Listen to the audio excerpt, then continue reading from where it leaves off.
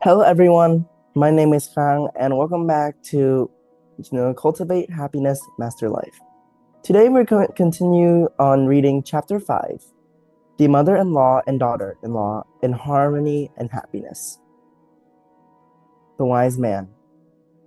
To have a happy and harmonious marriage, one important element is a harmonious relationship between the couple and their families on both sides, especially the relationship between the mother-in-law and daughter-in-law. The girl. Fortunately for me, I have a very harmonious relationship with my mother-in-law. Especially when I gave birth, my own mother was busy, so she couldn't take care of me.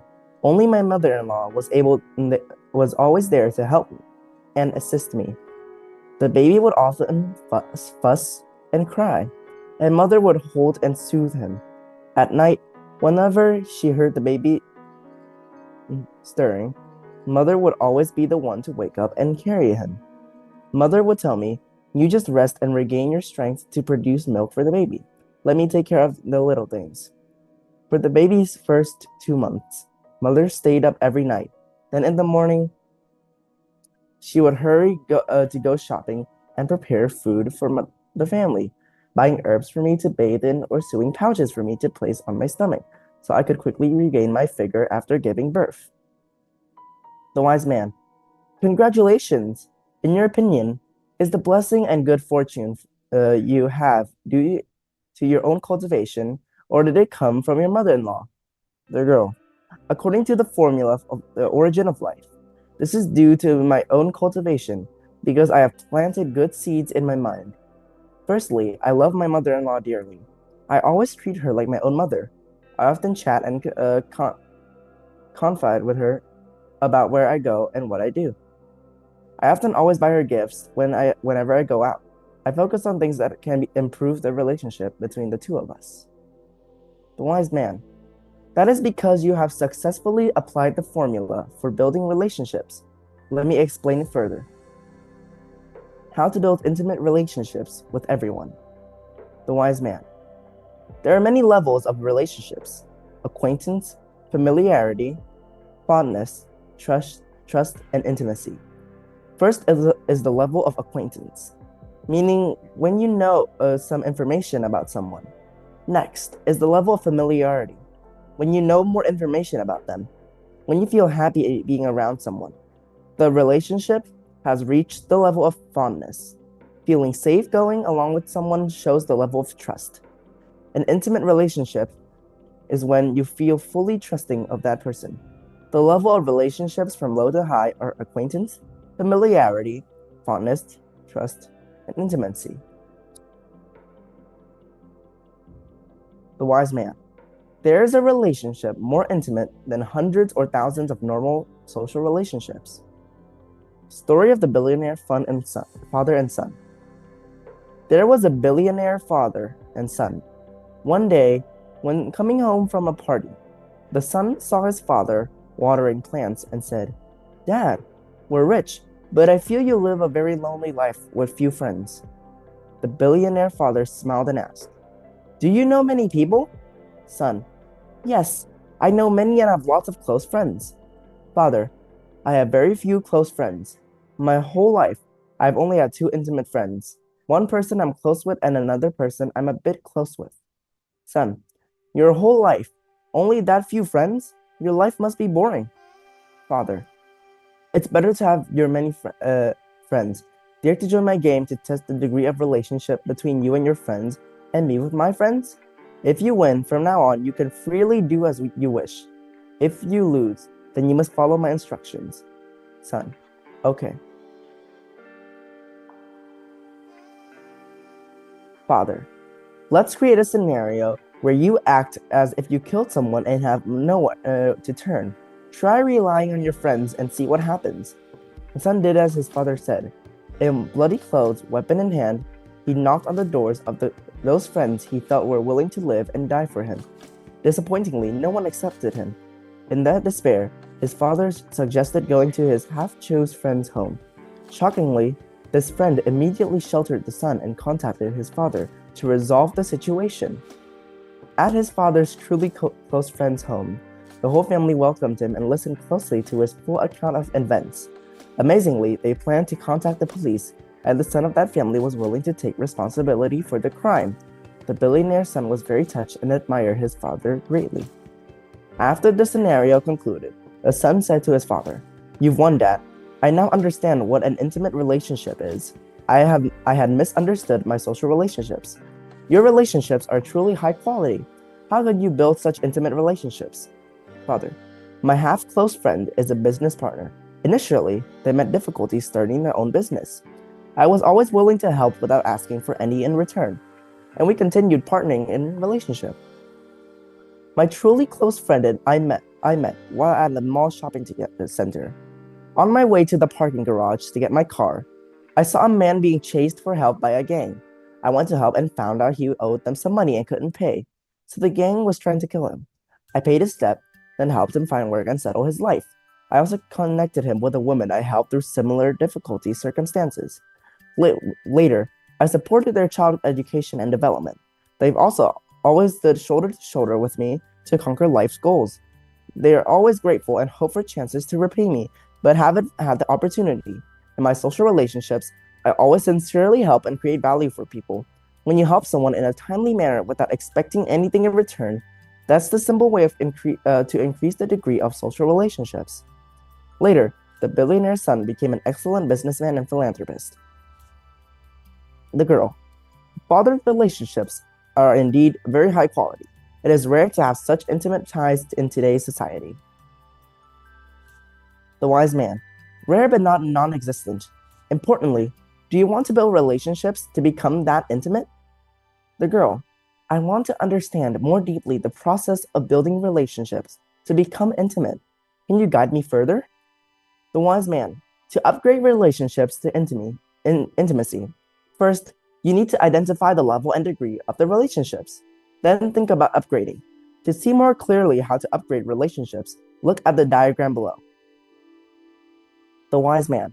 The key to upgrading social relationships lies in proactiveness and creating value. In social relationships, if you proactively bring joy, proactively trust, and proactively create value, then your social relationships will simply upgrade to cherishing and trusting. But if you want to upgrade to intimate relationships, you must proactively and comprehensively trust the relationship you want to upgrade and consistently partner with them to conquer goals. The girl. Can you elaborate on this to help me understand better? The wise man. From acquaintance to familiarity, you must need frequent meetings, but to upgrade the familiarity to cherishing, you must always proactively bring joy and communicate on the same frequency. Frequency here means the same social frequency or class. The girl. You mean we proactively bring joy when we meet someone and discuss our common interest, right? The wise man. Correct. The girl. You're right. Looking back, I see that's exactly what I did with my mother-in-law. I always take the initiative to be cheerful with mother. I also learned that mother's interest and gave her gifts that she enjoys. Like mother enjoys cute little trinkets, so I often buy those for her and she really treasures them. And mother and I really enjoy growing roses, so I bought roses to plant. And mother was very happy and enthusiastically cared for the plants. The wise man. Congratulations! To upgrade the relationship from fondness to trust, we must take the initiative to trust the other person and create value. The girl. I understand taking the initiative to trust the other person here, but what does creating value mean? Please explain further. The wise man. Creating value means always being ready to help the other person with what you have.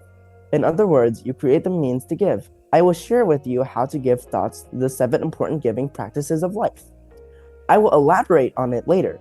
Additionally, an even better way to create value is to help the other person achieve their wishes and dreams in life.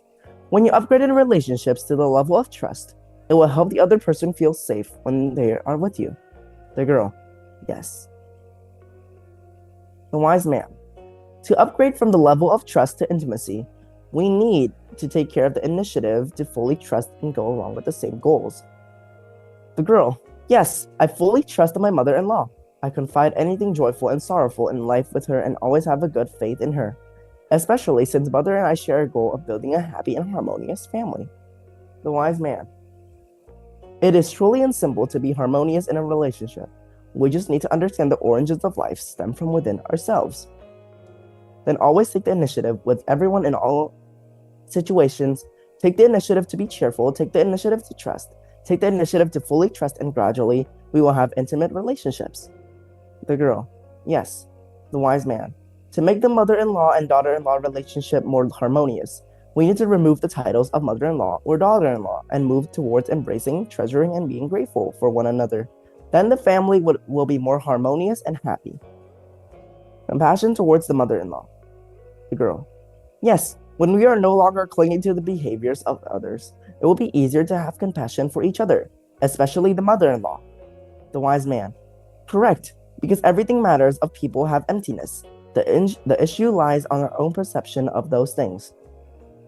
All people, include mother-in-law, are precious capital and engines of merit and virtue to make our lives better. The girl. Yes, I always think about how the mother-in-law has raised and nurtured my husband into the man he is today, giving me a good husband who always loves me. So I cherish mother deeply. The wise man. Thinking like that is good.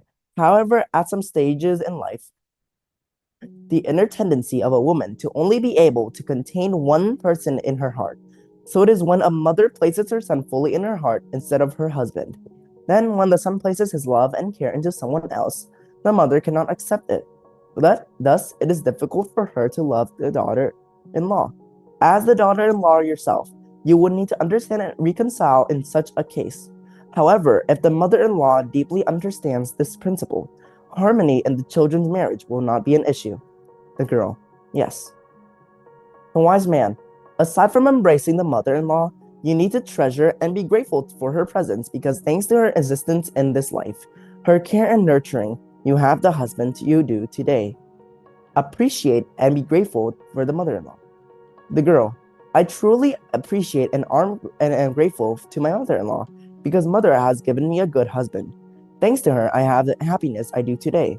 In the past, although we lived far apart, mother cared for me deeply. When people gave mother delicious food, she didn't dare eat it herself but saved it to share. Then, when delicious fruit was in the garden, she wrapped it all up and sent it to the children and grandchildren. Each time I received those little gifts from mother, I was very touched, and whenever our child was sick, mother would pack up and come to take care of the little one, so my husband and I could go to work with peace of mind. Every time I think of mother's little actions, I am very moved and appreciate her immensely. The wise man. Congratulations, you are truly blessed, but how must you live to receive such good treatment? The girl. You're right, I haven't been able to name it. And to make it clear, before I built my relationship with my mother-in-law, whenever I mention my mother-in-law, I always appreciate and am grateful to her. So naturally, I will act politely and filially towards her. A wise man. When you appreciate and are grateful, you will always be touched by the smallest things others do for you. And when you have compassion, you do not cling to the behaviors of others. For anyone who understands this, the mother-in-law will never be an issue. The girl. Yes, mother worked hard, spending her whole life caring for her husband, children, and grandchildren. So I cherish her. In the past, when I first became a daughter-in-law, sometimes mother would make me sad because we misunderstood each other. I would suddenly remember that life's purpose is to live happily, and ask myself, what does it matter who is right or wrong? What can I gain from being sad? Thinking like that, I immediately stopped, not clinging to insignificant matters, and continue being cheerful and loving mother. At the time, I hadn't named it yet, but that was the embracing you described. The wise man. Very good. Because the goal is a harmonious relationship and happy marriage, the mother-in-law will never be a mother. Always takes the initiative to be cheerful. Take the initiative to trust. Take the initiative to fully trust and create value for mother. Then naturally, the relationship between the two of you will become better over time. The girl. Yes. So that's the end of chapter 5. Thank you for listening, and I'll see you next time on chapter 6.